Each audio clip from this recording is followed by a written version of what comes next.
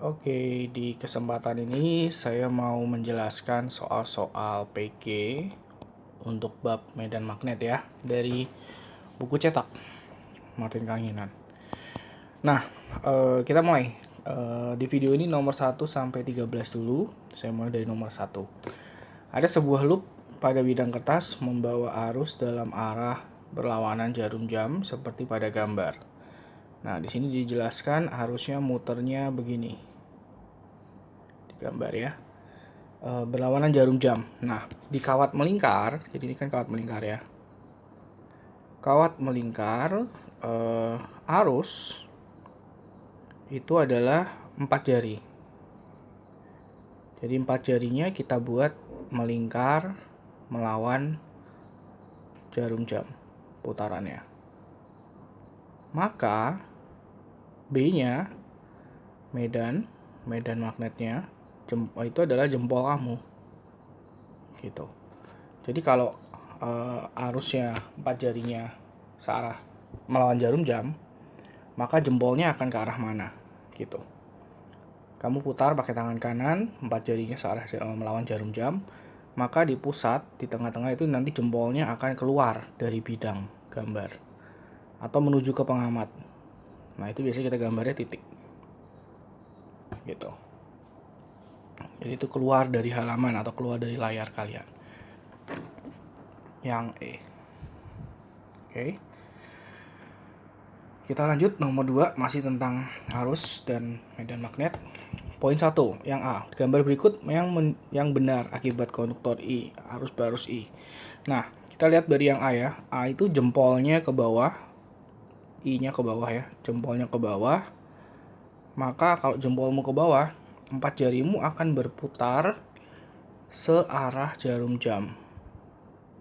4 jarinya akan searah jarum jam.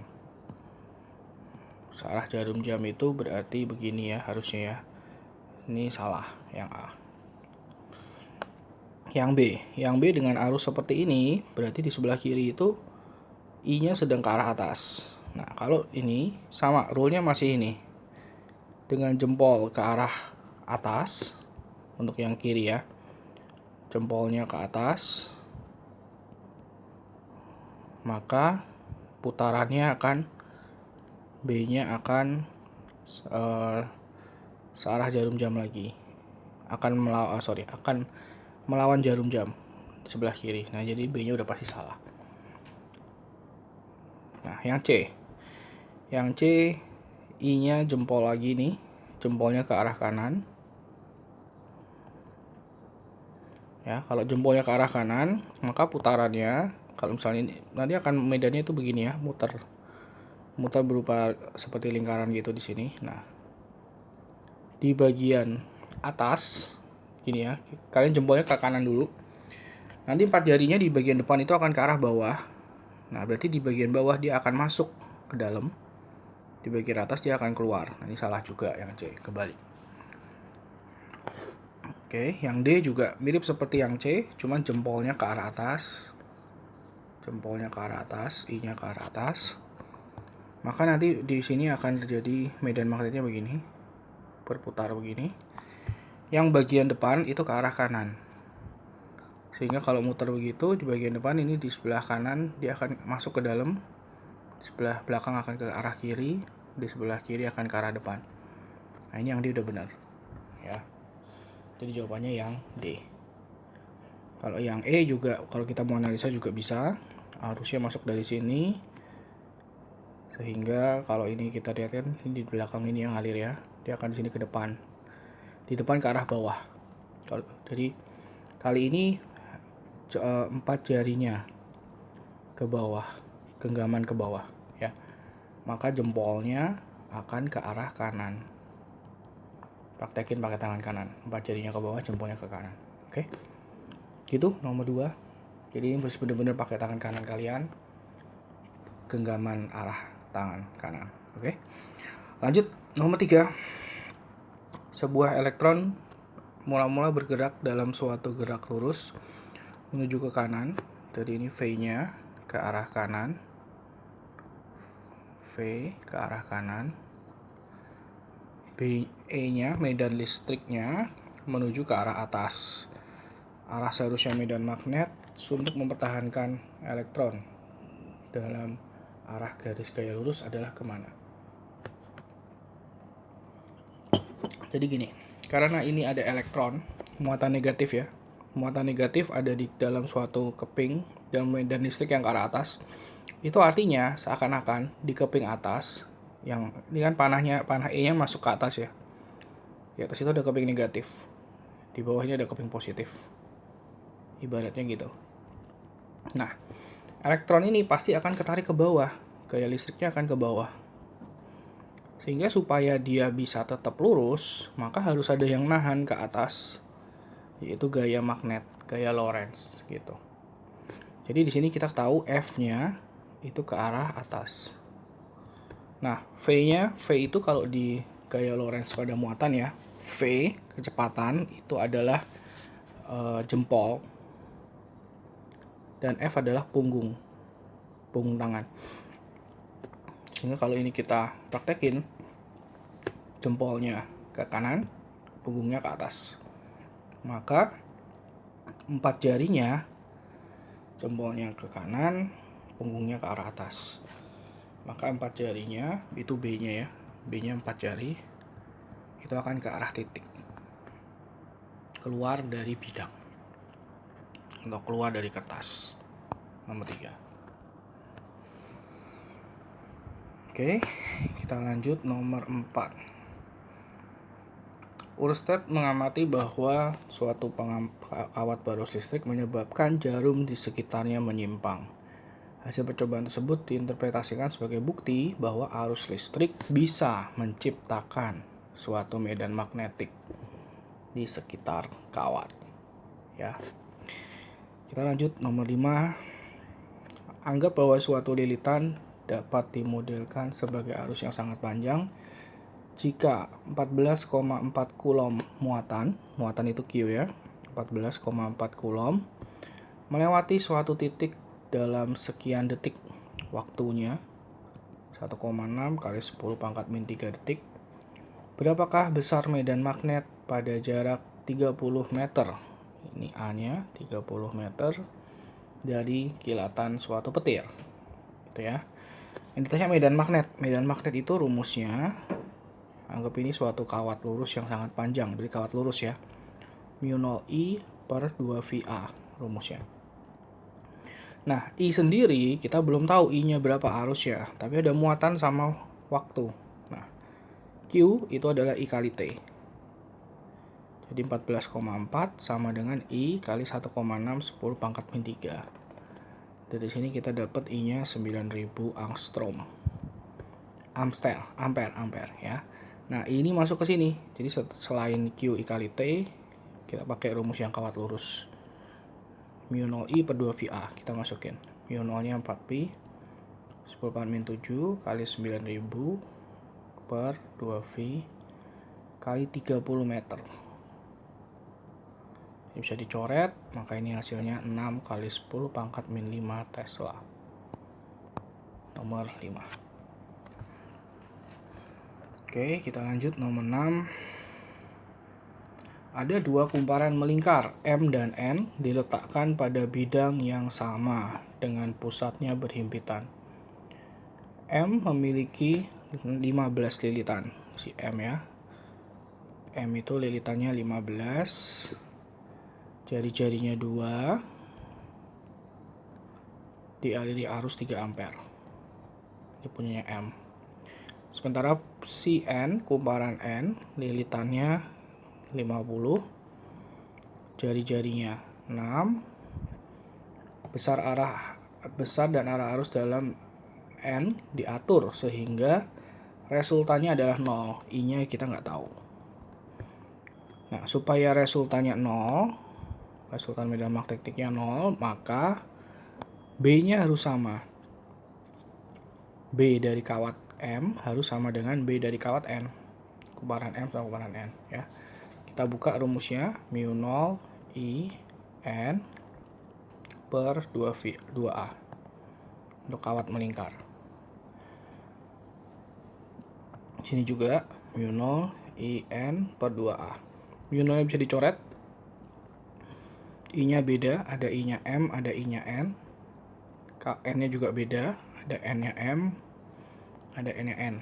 A-nya juga beda, 2 bisa dicoret. Nah, kita tinggal masukin ya. IM di situ 3 ampere.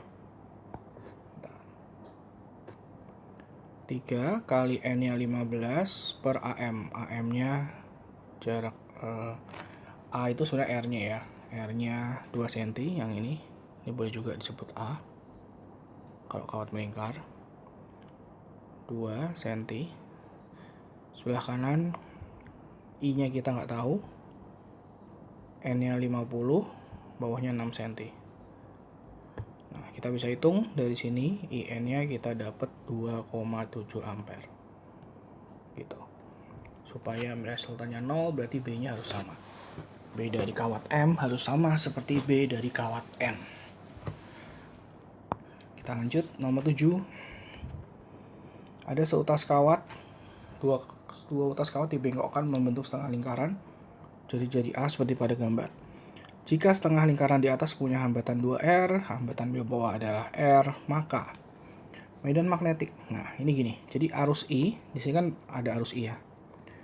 Arus I ini akan kepecah dua. Ada yang ngalir ke atas, saya kasih warna ungu. Ada yang ngalir ke bawah, saya kasih warna merah. Gitu. Nah, B dari yang warna ungu, kalian bikin 4 jarinya berputar seperti ini. Maka arah jempolnya akan silang. Saya kasih nama ini B1, ini I1. Demikian juga B yang dari kawat bawah ya. B yang dari kawat bawah juga untuk yang kawat bawah dengan aliran seperti itu, B-nya akan titik. B2 dan I2. Nah, gitu. Tapi yang kalian harus tahu dulu berapakah I1 sama I2. Nah, ini kan si arus I ini mengalami pembagi arus, terbagi ke atas dan ke bawah. Jadi pertama kita pakai dulu pembagi arus. I1 banding I2 sama dengan I sama R berbanding terbalik ya. Untuk yang I1 itu 1/2R, yang I2 1/R. Dari sini berarti kita dapat perbandingannya 1:2. Jadi I1 itu 1/3I, I2 itu 2/3I. Nah, ini kita pakai ke rumusnya. Untuk kawat melingkar, rumus B itu mu0 IN per 2A. Kita cari B1 dulu, yang warna ungu ya. B1 berarti mu0 kali I-nya I1, 1/3 ampere, kali N-nya setengah lingkaran, dibagi 2A. Dalam A ya, biarin aja dalam A. Sementara yang B2, yang merah, mu0, I-nya 2/3, 2/3 ampere, N-nya juga setengah, terus ininya 2A juga. Nah, dari sini kita dapat untuk yang ungu, kalau dihitung ya, ini 1/6. Yang B1 1/12, 1/3 per itu ya, 1/12 mu0 IA. Yang merah ini bisa dicoret jadi 1/6 mu0 I per A. Nah, karena ini berlawanan arah, berarti B totalnya kita resultanin kan berarti dikurangin ya. 1/6 kurang 1/12, lebih besar yang 1/6. 1/6 kurang 1/12 saja, berarti hasilnya bawah kurang atas ya, karena yang besar kurang yang kecil. Dan di sini juga arahnya kita harus perhatiin ya, yang ungu ini kan masuk, yang merah ini keluar. Yang jadi acuan positif itu yang keluar bidang kertas. Jadi harus yang 1/6 kurang setengah, 1/12. Maka hasilnya 1/6 kurang 1/12 mu0 I per A. Hasilnya berarti 1/6 1/12. 1/6 kurang 1/12 itu 1/12 mu0 I per A. Nah, ini jawaban jadi yang D. Gitu. Nomor 7. Kita lanjut nomor 8. 8 kawat melingkar juga, tapi yang ditanya di sumbu lingkaran ya. Saya kasih ilustrasinya. Ilustrasinya kira-kira begini. Ini ada kawatnya kawat melingkar. Ini ya, kawat melingkar yang ditanya di sumbu. Di sini. Sumbu lingkaran ya. Dikasih tahu jari-jarinya R kawatnya. Jadi dari sini ke sini adalah R kecil. Terus berarus listrik I, misalnya begini ya. Yang ditanya sumbu lingkaran pada jarak X dari pusat. Nah, dari sininya X nih. Nah, oke. Rumusnya untuk di sumbu lingkaran B itu adalah mu 0 IN per 2 kali garis miring ini. Ya. Garis miring ini. Kita kasih nama aja misalnya ini P gitu ya. 2 kali P kali sin kuadrat theta dengan tetanya yang di sini. Nah, rumus medan magnet di sumbu ya. Jadi tinggal kita masukin mu 0 IN per P ini adalah Pitagoras. Kelihatan ya, P itu adalah Pitagoras dari X sama R. Jadi P itu Pitagoras dari X kuadrat tambah R kuadrat. Sementara sin kuadrat theta, sin depan per miring. Depannya R, miringnya P. Jadi R kuadrat per P kuadrat. P kuadrat itu berarti X kuadrat tambah R kuadrat. Nah, gini ya. Sehingga kalau dirapiin mu 0 IN R kuadrat per 2 X kuadrat tambah R kuadratnya jadi pangkat 3/2, setengah tambah 1. Nah, maka dari sini kita bisa kesimpulin B-nya berbanding terbalik dengan X kuadrat tambah R kuadrat. Yang E, berbanding terbalik. Oke, nomor 8. Kita lanjut nomor 9. Ada solenoida. Nah, ini jelas soal solenoid dengan panjang L-nya 30 cm atau 0,3 meter, jari-jarinya 4 cm, R-nya 0,04 meter. Lilitannya N-nya ada 3000. Dialiri arus 10 ampere. Besar flux yang menembus di bagian tengah. Solenoida bagian tengah. B di pusat ya. Rumusnya mu 0 IN per L. Tinggal kita masukin. Berarti ini flux ya. Flux. Nanti flux yang ini. Flux sendiri rumusnya B A cos theta. Jadi kalau kita belum tahu B-nya nggak bisa. Gitu. Kalau kita mau rapinya gini ya. Kan yang ditanya flux nih. Flux itu B A cos theta. Tapi B-nya kita harus buka dulu menurut rumus solenoida. Mu 0 IN per L kali A. A-nya berupa lingkaran ya kalau solenoida. Penampangnya berupa lingkaran. Pi R kuadrat jari-jari. Cos theta-nya cos 0. Karena kalau ini penampangnya B-nya begini. Sudutnya 0 derajat terhadap garis normal. Berimpit ya, cos 0. Oke, kita masukin mu 0 4 pi 10 pangkat min 7, I-nya 10 ampere, N-nya 3000. Kemudian per L, L-nya 0,3 kali V R kuadrat. V R kuadrat, R-nya tadi 0,3 kuadrat. R-nya 4 cm ya, sorry, 0,04. 0,04 kuadrat. Cos theta-nya cos 0 itu 1. Ya, ini dihitung. Nanti akan dapat 6,4 pi kuadrat kali 10 pangkat min 5 Weber. Atau kalau di sini pilihannya semua mikro Weber. Jadi kita kali 1.000.000. Jadinya 64 pi kuadrat. microweber. Jawabannya yang B. Solenoida di tengah. Nomor 9. Kita lanjut, nomor 10 ada kawat lurus dan kawat melingkar. Kita lihat yang kawat lurus dulu ya. Yang bagian atas ini kawat lurus dengan arus I. Maka di pusat sini B-nya akan jempol kalian ke kanan. 4 jari di bagian bawah akan masuk ke dalam. Jadi silang. Masuk ke layar ya. Ini B1. Kemudian untuk yang melingkar, kawat melingkarnya seperti ini. Arusnya berarti begini ya. 4 jari kalian berputar melawan searah jarum jam. Maka jempolnya akan masuk juga ke arah dalam. B2. Oke, terus jadi karena ini dua-duanya masuk ya, berarti udah pasti jawabannya nanti masuk ke halaman kertas. A sama B udah pasti salah. Nah, kita tinggal cari B1, cari B2, nanti dijumlahin. Oke.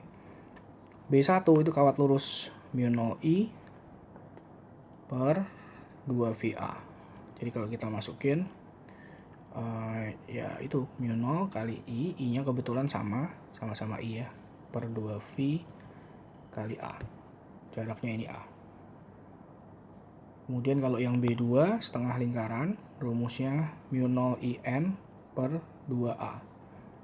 Jadi μ0 kali I kali setengah per 2A. Nah, karena ini mereka searah, jadi nanti resultannya kita jumlahin. Resultannya berarti kita jumlahin. μ0I per 2VA ditambah μ0I per 4VA. Ya, seperti itu. Berarti jawabannya yang C. Dijumlahin ya.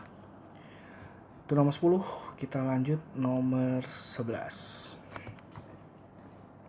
Nomor 11 ini toroida. Toroida itu rumusnya B sama dengan μ0IN per 2Pi kali R efektif.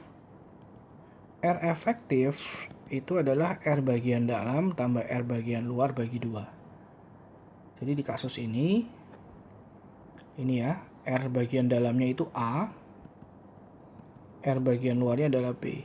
Nah, jadi R efektifnya A plus B bagi 2. Jadi kalau ini kita masukin ke rumusnya, berarti μ0 IN per 2V kali A plus B bagi 2. Maka jadinya μ0 IN per V A plus B. Yang dadu. Ya, ini juga yang ditanya yang di tengah-tengah ya. Jadi kalau toroida itu yang ada medan magnet itu bagian tengah sama di dalam lingkaran, dalam kumparannya. Selain itu medan magnetnya 0. Oke, kita lanjut nomor 12. Ada suatu daerah memiliki medan magnet seragam 4 Tesla. Ini berarti B-nya ya, 4 Tesla. Ada sebuah muatan titik positif Q 3 kali 10 pangkat min 10 kolom. Sedang bergerak ke selatan jika medan magnetik ini tidak ada pada kelajuan 200 meter per second V-nya, maka gaya yang dikerjakan titik selama dialami oleh itu adalah berapa? F-nya ya. Nah, hati-hati sama kalimatnya ya. Di sini medan magnetnya ke arah utara. B-nya ke arah utara. Terus gerakannya ke arah selatan. V-nya ke arah selatan. Ya. Rumus F itu BQV sin theta. Theta itu sudut antara B dan V. Nah, di kasus ini BQV sinnya karena satu ke utara, satu ke selatan. Satu ke utara, satu ke selatan. Ini berarti sudutnya adalah 180 derajat. Jadi sinnya sin 180. Sin 180 itu 0.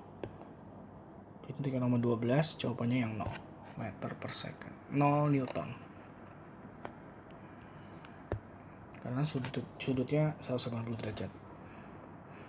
Oke, kita lanjut terakhir di video ini, nomor 13.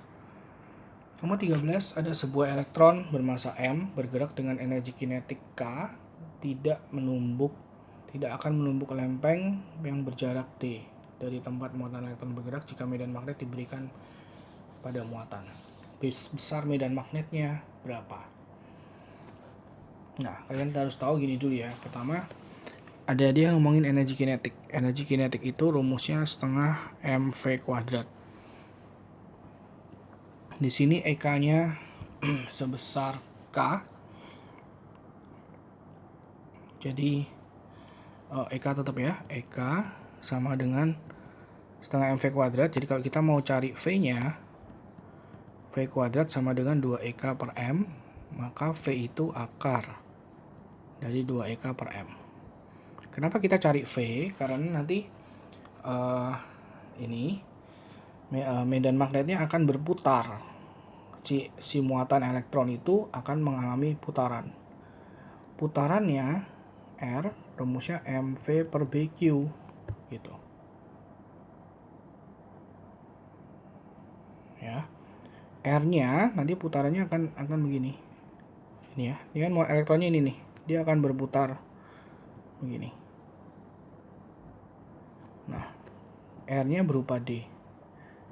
Nanti. Jadi D sama dengan M kali V per B kali Q. Q-nya itu elektron, E kecil ya. Nah, yang ditanya adalah B-nya. Jadi kita pindah ruas saja ya. B-nya kita taruh ke sini. Maka jadi MV per DE. V-nya kita buka itu. Kita buka si V-nya. Akar 2EK per M dibagi D dibagi E gitu. Nah, ini kan MDE-nya di luar akar ya. Di sini pilihannya semua huruf ada di dalam akar. Jadi kita masukin ke dalam akar. M-nya jadi M kuadrat, D-nya jadi D kuadrat, E-nya jadi E kuadrat. Maka jawabannya yang A. Oke, seperti ini. Nomor sampai nomor 13 dulu. Nanti di video selanjutnya saya akan lanjutin 13 sampai 25. Terima kasih, semoga bermanfaat.